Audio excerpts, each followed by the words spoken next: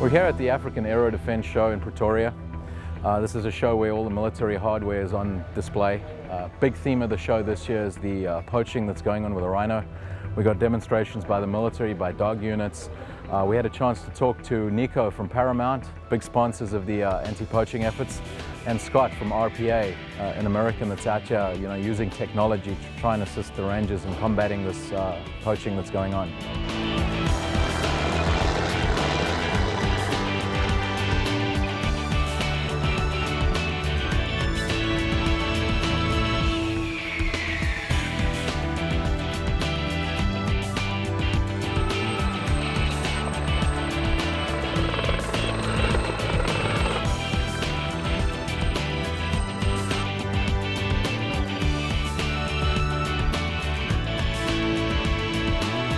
These dogs are being trained for anti-poaching. That means basically tracking and advanced man tracking, as well as explosive detection and then attack work. What we're looking at here is the latest in tactical wear for the dogs. We're looking at the goggles, which is called doggles, specially made for dogs.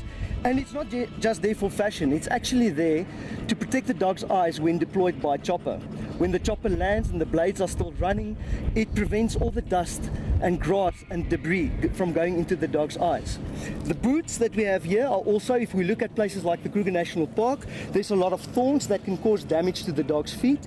So these boots are providing protection to the dog's feet, as well as when we do breaching in a hostage release scenario, through windows, if there's broken windows or steel that can cut the dog's feet.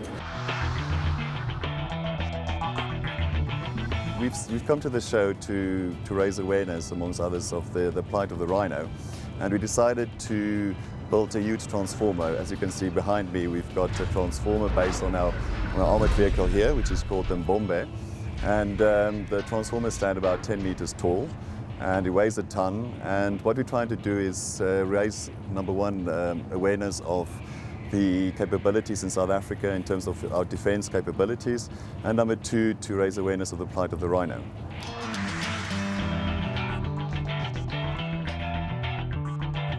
It's been about 17 and a half years in the U.S. military, everything from Halo Jumpmaster all the way to Special Ops C-130 pilot, and worked here in the U.S. Embassy and decided we needed to make a difference. So got out to start the not-for-profit and take the poachers on as a not-for-profit instead of a uniformed member.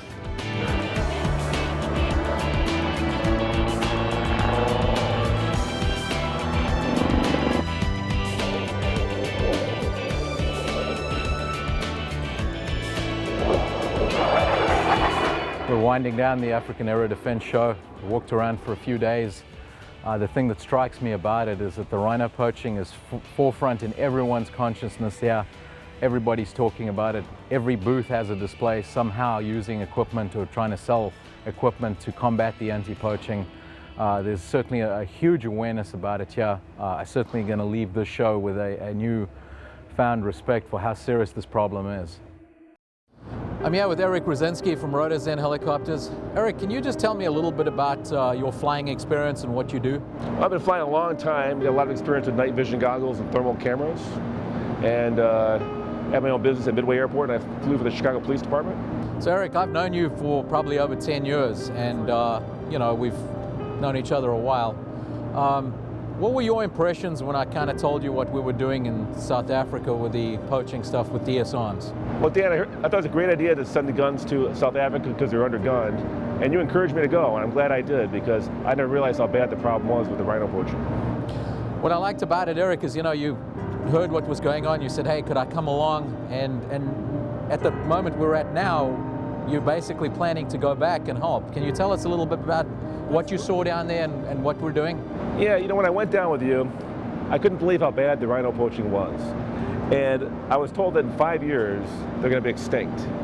And we have to throw everything we have at this because we're not going to get a second chance to stop this. There's no second chance of this. It's either now or never. If we don't act, we can expect the rhinos and the elephants later on to go extinct. So I wanted to throw together a helicopter unit, which I'm in the process of doing right now, that has thermal cameras, FLIR infrared camera, night cameras, night vision goggles to stop the poaching. And I think this will stop it. You know, what's interesting is every person that I've taken down there or shown this kind of gets that kind of passion and sees how desperate it really is. In fact, one of my interviews with the military down there, that's the one thing they said they need. They don't have the technology, and nobody is doing it in Africa right now. Well, if you have a conscience, you can't turn your back to this. When the time comes to do the right thing, you got to do the right thing. And the right thing is to stop poachers. And this will stop poachers. Can you just tell me briefly how this would be different and what it would be, how would it work logistically? What I learned from the rangers when we were down there was that a lot of the poaching occurs at night on full moon. They have a hard time seeing the poachers. They don't have night vision goggles. They don't have thermal cameras. They do have some helicopter assets, but they're day only. So actually, I got permission from the South African government to fly at night with the thermal cameras and the night vision goggles. And so we can actually see the poachers as they try to get close to the rhinos. We'll see their heat. You know, the thermal camera doesn't see light, it sees heat. So if you're alive and you get a pulse, you have heat, we're going to see you. So what kind of area could you cover realistically? Well, depending on how you pan the camera out, you can see you can travel a lot of distance. So large areas. We can clear acres by acres and move on to where the rhinos are and watch around them. We'll see the poachers if they come.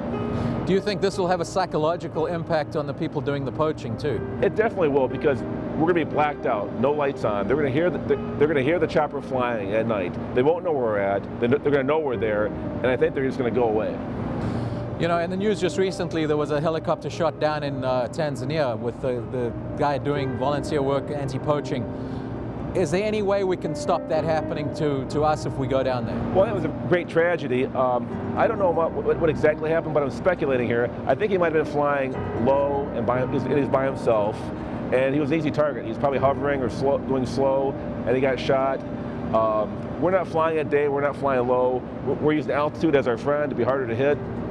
They won't even see us at night because we'll have no lights on, and I think it'll be a very safe operation. Using the FLIR system, is that something you can just have somebody learn in an hour or two, or does it take years of experience? It takes experience. Sometimes people hide with a FLIR camera, we'll see some heat. We won't know what it is necessarily right at the bat, but with a good thermal imagist, they can determine if it's a person by how it moves, what kind of shape it makes under the branches and stuff. So I think you need a good thermal imagist.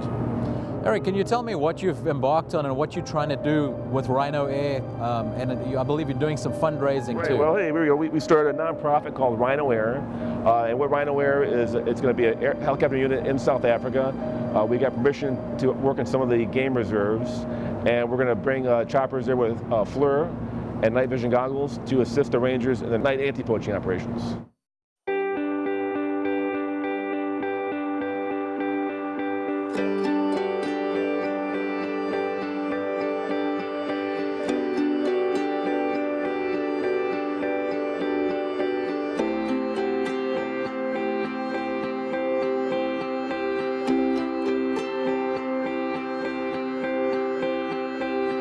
I'm in Cape Town, South Africa at the Aquila Private Game Reserve.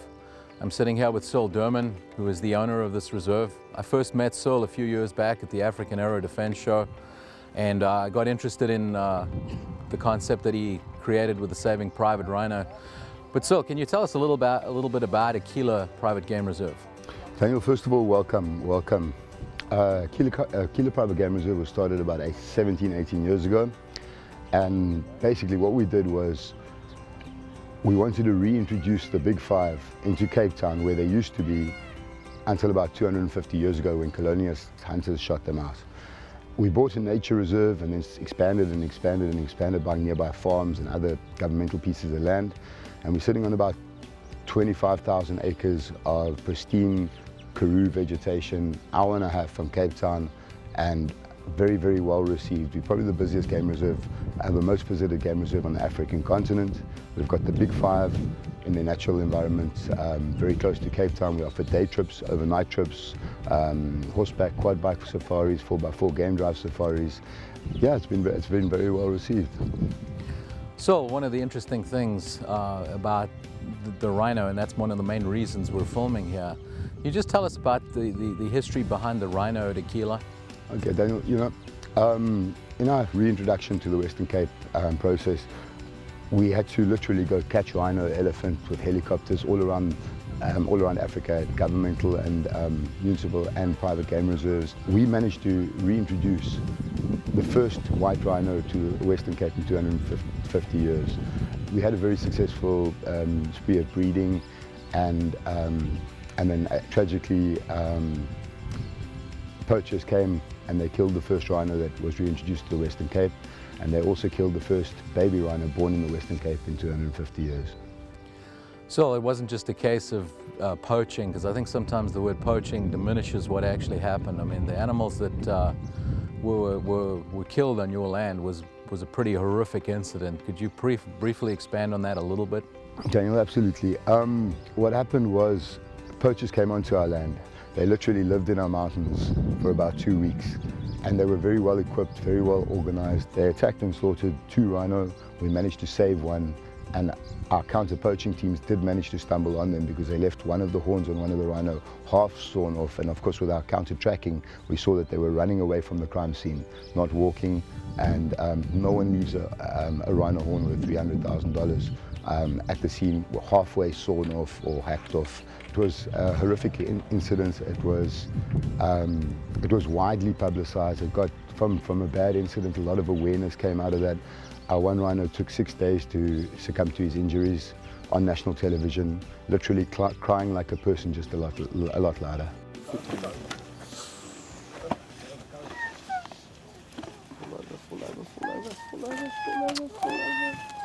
Just briefly, how did they actually get the rhino? I believe they were actually drugged.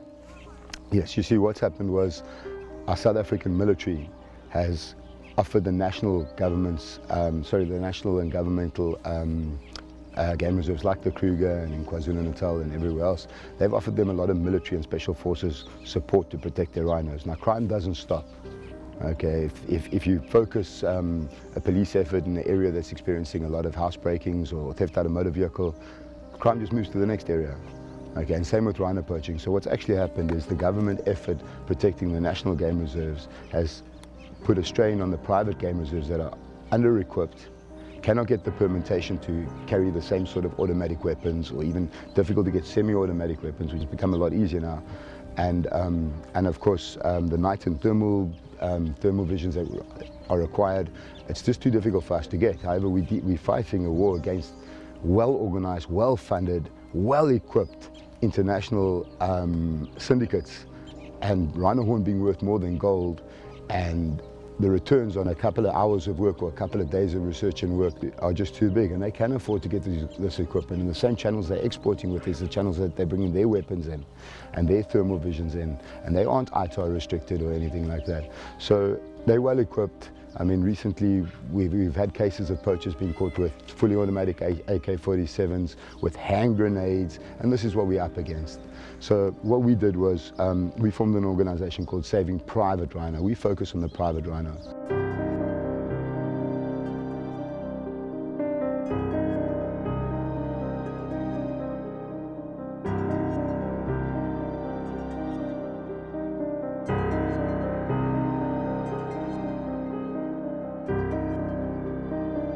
So Saving Private Rhino concentrates on equipping and training private game reserves to protect their rhino and their people.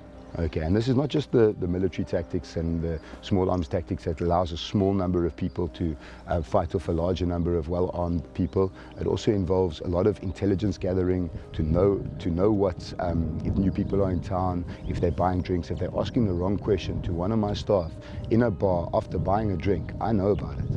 And that can be a waitress, if they ask something about security, if they ask what time our shifts start, if they ask how many rhino have we got on our place, or elephant, or even the new problem facing South Africa is lion, because the tigers are almost finished. And the bones have been vetted as medicinal and with all the medicine doctors.